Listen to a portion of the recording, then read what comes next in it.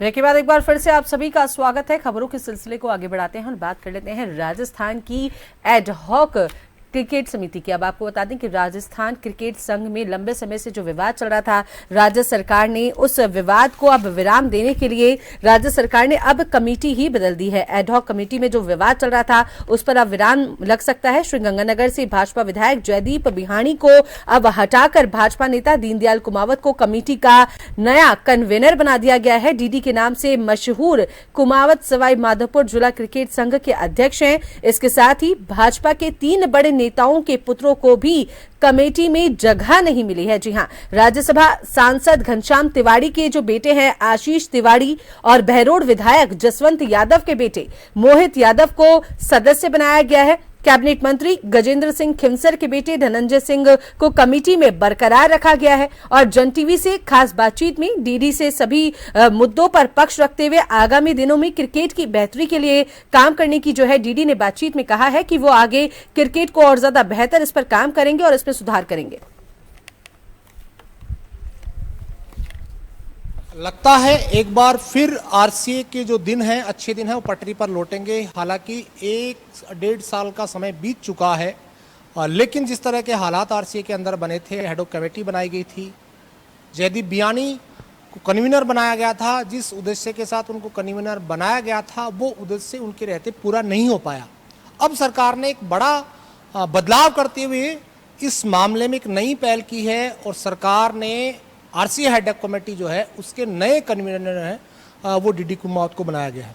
DD का जो ताल्लुक है वो जयपुर जिले से रहा है। फुलेरा से आप चुनाव भी लड़ चुके हैं और बीजेपी के पुराने कार्यकर्ता कई अलग अलग पदों पर वो रहे। अब उनको जिम्मेदारी जो है वो आरसीए हेड ऑफ कमेटी के कन्वीनर के तौर पर उनको मिली है। हमारे साथ खास बातचीत करने के लिए डीडी कुमावत हैं। डीडी साहब, आपको क्या लगता है कि 1-1.5 साल का वक्त आपने भी देखा होगा अखबारों के जरिए, टीवी के जरिए, जिस तरह के विवाद सामने आए, अलग अलग गुट में कहीं ना कहीं आरसीए बट गया और जो काम हेड ऑफ कमेटी को दिया गया था सरकार की तरफ से, मंत्री की तरफ से, मुख्यमंत्री की तरफ से, वो काम वो नहीं कर पाए। बहरहाल अब आपको इस पद पे बैठाया गया है, ताजपोशी आपकी की गई, तो आपकी क्या प्राथमिकताएं खास तौर पे क्रिकेट को लेकर रही? देखो, पहले तो माननीय मुख्यमंत्री जी ने जो जिम्मेदारी दी है उसके लिए उनका बहुत बहुत हृदय से आभार। माननीय राज्यवर्धन जी का, माननीय गौतम दत्त जी का और मदन राठौड़ जी का बहुत बहुत आभार, शीर्ष नेतृत्व का आभार। और मैं खुद एक खिलाड़ी रहा हूँ।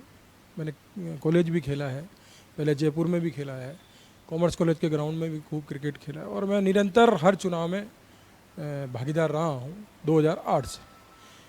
जो भी प्राथमिकता की बात आप कर रहे हैं, मैं ये कह सकता हूँ कि कल की नियुक्ति के बाद कहीं पूरे राजस्थान में कोई विवाद की बात नहीं है। एक उत्साह है कि हमारे बीच का और हमारा साथी एक अच्छा कार्यकर्ता और एक अच्छा हमारा अपना दोस्त बना है। ये सब डिस्ट्रिक्ट में भी और खिलाड़ियों में भी उत्साह है। राजस्थान क्रिकेट को नई बुलंदियों के ऊपर लेके जाएंगे। माननीय मुख्यमंत्री जी की जो आशा है, जिस विश्वास के साथ हमारे मंत्री लोग, सब लोगों ने, शीर्ष नेतृत्व ने बनाया, उस विश्वास पे खरा उतरेंगे और निश्चित तौर से राजस्थान क्रिकेट को हिंदुस्तान की सभी स्टेटों से बेटर स्टेट बनाने की कोशिश करेंगे। सबसे बड़ी वजह यह है कि आरसीए के पास न तो खुद का ग्राउंड, एक ग्राउंड जो बनाने की कोशिश गहलोत सरकार के अंदर हुई थी चौक के अंदर, वो भी फलता फूलता नजर नहीं आ रहा। शुरुआती जो काम हुआ वो वहीं पे का वहीं रहा।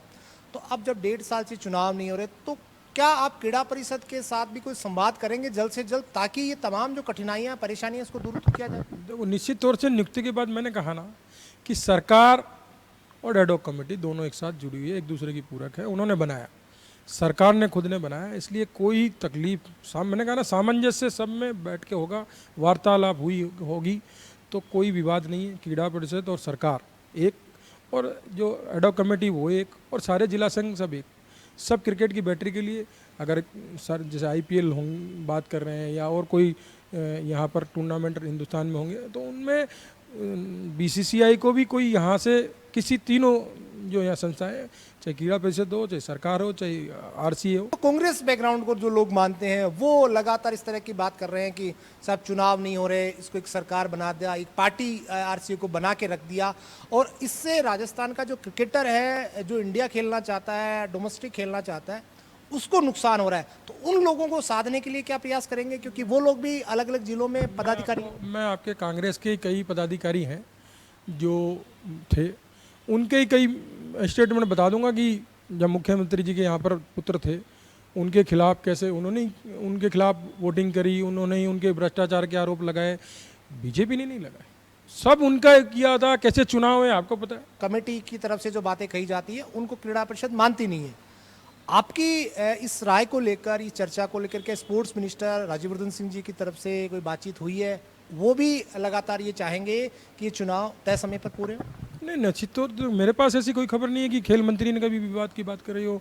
हमारे तो हमारे साथी हैं, युवा मोर्चा के साथी रहे गौतम दत्त जी सहकारिता मंत्री, उनसे भी हमारी बात हुई, उनको भी मैंने धन्यवाद दिया। माननीय राज्यवर्धन जी का भी मैंने धन्यवाद दिया। माननीय मुख्यमंत्री जी ने मेरे को बनाया। क्रिकेट का भला करना है तो सब एक मंच पे आएंगे।